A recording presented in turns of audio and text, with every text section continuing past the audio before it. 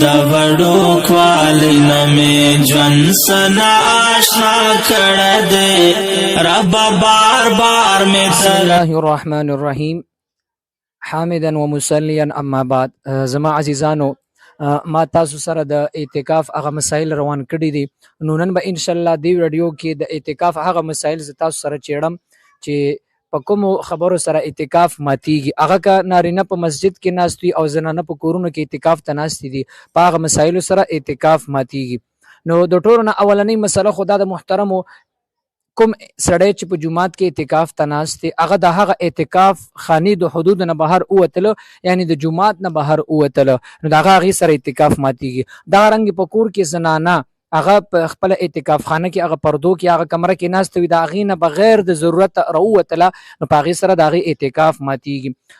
یو ضرورت دی مثلا د اودس ماتې دپاره یا مثلا غسل دپاره هغه که روځي، هغه هېڅ قسمه مسله نه ده، خو د ضرورت نه علاوه که تر دې پورې که یو سړی په خطا کې او په هیره کې مثلا د اعتکاف خانې یا د جومات نه سړی راووته یا د زنانه د اعتکاف خانې نه بغیر د ضرورت مثلا په خطا کې راووتله، نو هم دې سره اعتکاف ماتیږي.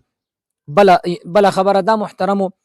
بعضې خلک وایي چې نه په اعتکاف ته سړی جومات کې کیني نو هغه د جنازې دپاره یا د بیمار پرسۍ دپاره یا مثلا د ډاکټر د علاج دپاره راوتلی شي. نه محترمو، که دې څیزونو دپاره راووتلو نو دې سره هم اعتکاف ماتیږي. بغیر د ضرورت به مثلا اشد ضرورت چې ني مثلا د اودس یا غسل دې نه علاوه به نه راوځي د خپل اعتکاف خانې نه. بله مسله دا محترمو چې یو سړی مثلا په اعتکاف کې جمع وکړي یا مثلا دغه رنګې اعتکاف ته زنانه ناسته د هغه سره په اعتکاف خانه کې مثلا خپل خاوند جمع وکړي، د جماع سره هم اعتکاف ماتیږي. یو بله مسله چې په هغې کې ډېر خلک د اعتکاف والا مثلا مشوش وي، هغه مسله ده چې آیا معتکف ته په اعتکاف خانه کې په مسجد کې احتلام وشي، مثلا خوب وویني، په هغې سره هغه انزال وشي، نو آیا دې سره اعتکاف ماتیږي که نه ماتیږي؟ نو محترمو دې سره اعتکاف نه ماتیږي. نو کوم یو انسان چې اعتکاف ته کیني نو هغه له پکار دی چې ځان سره یوه خښته کیږدي په اعتکاف خانه کې، یا مثلا که هغه نه ویني یو دیوال، نو چې کله په اعتکاف کې یو سړي ته احتلام وشو نو هغه له پکار دی چې فورا په هغه خښته باندې تیمم وکړي، یا مثلا که خښته نه وه نو هلته یې خاورې څیز وګوري یا د دیوال په هغه باندې د تیمم وکړي، او بیا یې مثلا د هغې نه پس لاړ شي ځان ته د غسل لپاره اسباب برابر کړي، د هغې نه پس غسل وکړي. دا هغه د احتلام والو دپاره په اعتکاف کې دغه طریقه ده، خو ګورې په احتلام سره اعتکاف نه ماتیږي. بله مسله دا محترمو، یو سړی اعتکاف ته ناست یا زنانه اعتکاف ته ناسته ده او د هغې مثلا هغه روژه ماته شوله، روژه یې وننیوله یا روژه ماته شوله، نو دې روژې ماتېدلو سره سره د دې اعتکاف هم ماتیږي، ځکه اعتکاف کې روژه شرط ده، چې روژه پکې نی نو اعتکاف هم نی، نو دا خو هغه بله مسله ده. بله یو مسله دا چې اعتکاف ته سړی ناسته یا زنانه ناسته ده، په هغه باندې بېهوشي راشي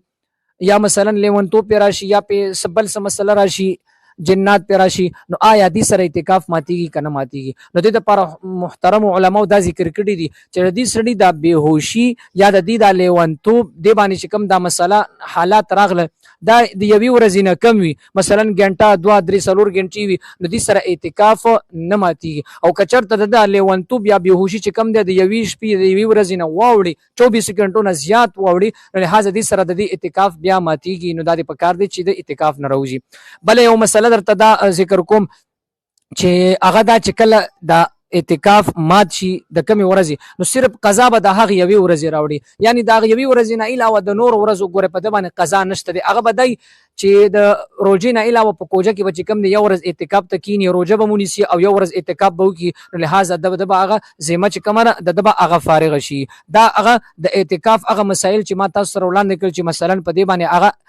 اعتکاف ماتیږي، نو اعتکاف والا حضرات د دې خبرو خیال ساتي. یو بله مسله ضروري مسله ده که یو سړي ته ضرورت راغلی، مثلا کور کې واقع وشوله یا بیمارۍ راغلی یا داسې یو مسله راغله چې هغې سره مثلا هغه سړی د اعتکاف نه ونوځي نو کار نه کېږي، نو دا سړی بالکل د اعتکاف د مات کې لاړ دی شي، هغه کار دی وکړي، بیا به چې کوم دی په کوجه کې د یوې ورځې قضا د اعتکاف سره د روژې راوګرځي. بله د زنانو دپاره دا مسله، کومې زنانه چې اعتکاف ته ناستې دي نو هغې ته که چېرته حیض یا نفاس راشي یا بچې وشي، نو د هغې زنانه هغه اعتکاف په هغې سره ماتیږي. نو دا هغه مسایلو چې په دې سره اعتکاف ماتیږي، دا په خپله هم واورئ او د نورو ملګرو سره هم دا خبرې مسایل دا شریک کړي. الله تعالی دې موږ او تاسو ټول دیندار کړي او الله تعالی دې موږ او تاسو له په دې باندې د عمل کولو توفیق را نصیب کړي. واخر دعوانا ان الحمد لله رب العالمین.